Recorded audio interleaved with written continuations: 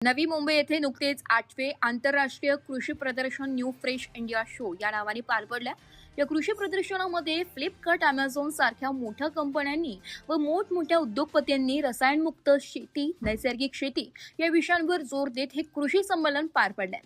या कृषी संमेलनात सुवर्ण उगले यांनी अत्यंत प्रतिकूल परिस्थितीवर मात करत यशस्वीपणे डाळिंब व दूध उत्पादन या क्षेत्रामध्ये उत्कृष्ट काम केल्याबद्दल पुरस्कार देण्यात आलाय. या पुरस्कारासाठी संपूर्ण देशातून वेगवेगळ्या क्षेत्रात काम करणाऱ्या यशस्वी उद्योजकांकडून व खासगी कंपन्यांकडून माहिती संकलित करण्यात आली होती.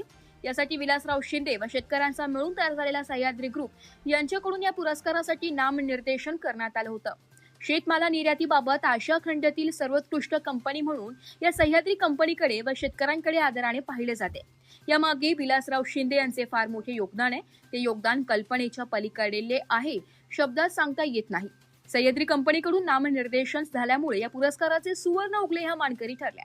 याचा त्यांना सार्थ अभिमान आहे. त्यामुळे सह्याद्री कंपनीचे ऋण व्यक्त करावे तितकेच थोडेच आहे. त्याचप्रमाणे अत्यंत प्रतिकूल परिस्थितीत त्यांच्या सर्व वर्ग मित्रांनी, जवळच्या नातेवाईकांनी, डोंगरगाव ग्रामस्थांनी व संगमनेर अकोले तालुक्यातील मित्र परिवाराने त्यांना नेहमीच मोलाची साथ दिली. त्याबद्दल ते या सर्वांच्या ऋणी आहे.